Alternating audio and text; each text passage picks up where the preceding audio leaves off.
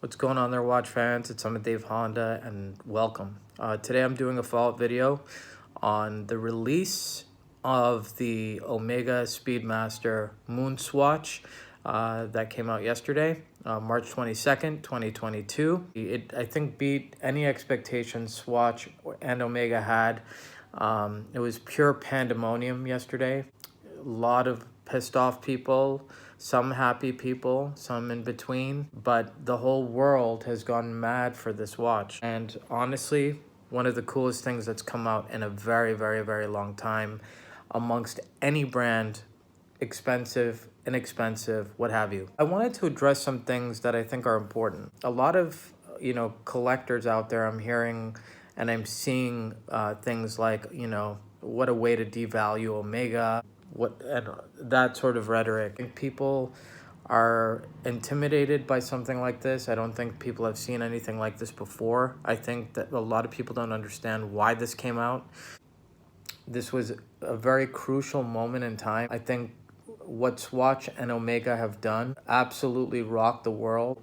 If anything, I think this will just strengthen Omega's brand as a whole. I don't think any other two brands have done an affiliation like this.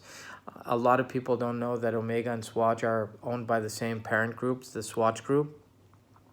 Omega did this out of, to pay homage to Swatch for saving the Swiss watch industry, which they did in the 80s. There was a quartz crisis for quartz battery-operated watches that were introduced by the Japanese, which almost completely decimated the Swiss watch industry.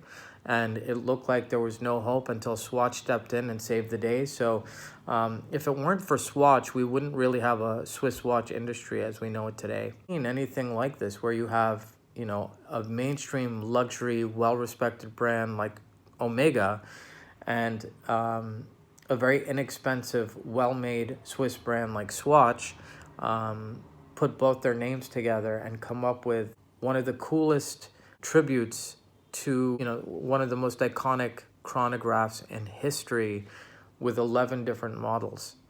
This will give people who never thought about watch collecting a taste of what that may feel like. Let's be honest here. The people who are pissed off who aren't getting these watches, you have free will. You don't have to stand in line. You don't have to camp out overnight. These are not limited edition watches. Let's just make that very clear right now, because a lot of people, I think there's some confusion. Obviously, it's the instant gratification of being able to go and buy. The only way you can buy it right now is if you're in store and you buy it. And Swatch made it so that it was 2 per customer. After the success of this yesterday, Swatch made an announcement on their website that due to the success of this, we're going to limit it to 1 per customer. And eventually it will go back to 2 per customer. These will also be available online. I'm hearing a lot of people saying in a few weeks. I think it could be longer. We don't know, but these are definitely very, very hard to get. In some places, you've got, 5,000 people in line, and you've got only 30 watches that were delivered to the store. So many people are out. You've got a lot of flippers in line, people who have camped out before people have camped out and have been able to get these watches and are selling them at premiums. I'm seeing some of these models go as high as $10,000 already in the aftermarket, which is crazy, but it's not unheard of. Just so you guys know, Swatch is really the brand that wrote the playbook on this supply and demand game. Back in the 90s, I had the privilege and honor being part of it. I was in a family business. We had the world's largest store for swatches, so I'm very familiar with Swatch. Although I've never seen anything quite like this before. It's absolutely incredible. So I just want you to know that, this is not going to ruin Omega's reputation. In fact, it's only going to, put more of a spotlight on both brands. This is really going to be the watch that opens the door and bridges the gap between entry level and mainstream luxury in a major way. You may have that guy or that gal or that person in general that, wants an Omega Speedmaster or an Omega Speedmaster Moon Watch or whatever. But I don't think this is going to replace that desire. I think it fulfills the desire in the time, but eventually, I think they're gonna get this because for all intents and purposes, this is an Omega Speedmaster Moon Watch, but it's not a stainless steel classic Omega Speedmaster Moon Watch. The mission to the moon version of this Omega Speedmaster Moon Swatch is the closest thing, I think, to the original Moon Watch from the 60s out of all 11 pieces that were produced and introduced yesterday. There are other pieces. The mission to Mars with the red case, love it, on the white strap. There's the mission to the sun with the yellow case, totally dig that. There's also the mission to Uranus, which is got that Tiffany blue dial and that sort of Tiffany blue case. I think right now there's a lot of press, there's a lot of hype, but I think it's a good thing because this is the ultimate marketing tool. This is the ultimate PR move for Swatch and for Omega.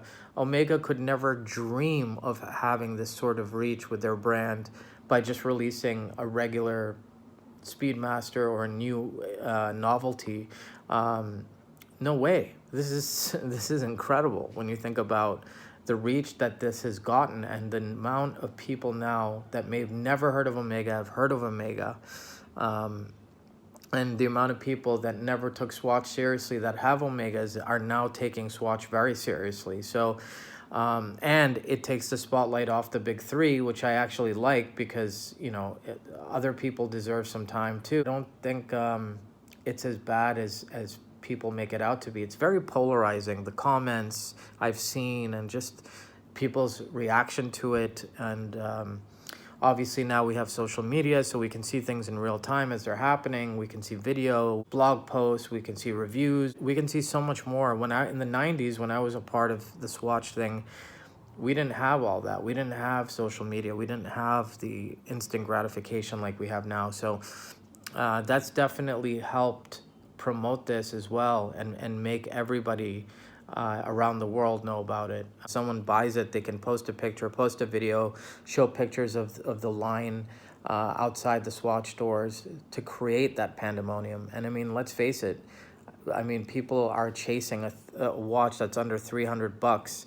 I don't think, even though Rolex and Patek and Audemars have been incredibly hot and commanding crazy premiums, I've never seen people line up and queue up to buy these. I mean, granted, they're far more expensive, and there's only a certain amount of, you know, there's only a percentage of people that have the resources to buy those watches, but still, I've never seen anything quite like this, and it's really, I saw it on a very small scale when I was, you know, during the 90s, so I know the playbook very well. And I'm so happy for both brands, and I think it's only time will tell what it will do.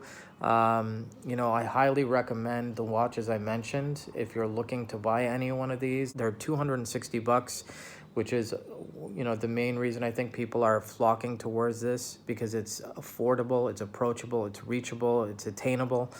As things evolve, change, and grow, I will update you. If you have any questions, you can reach out to me at amitdavehonda@gmail.com or visit my website at www.amitdavehonda.com. Rock on, fly back, and stay healthy.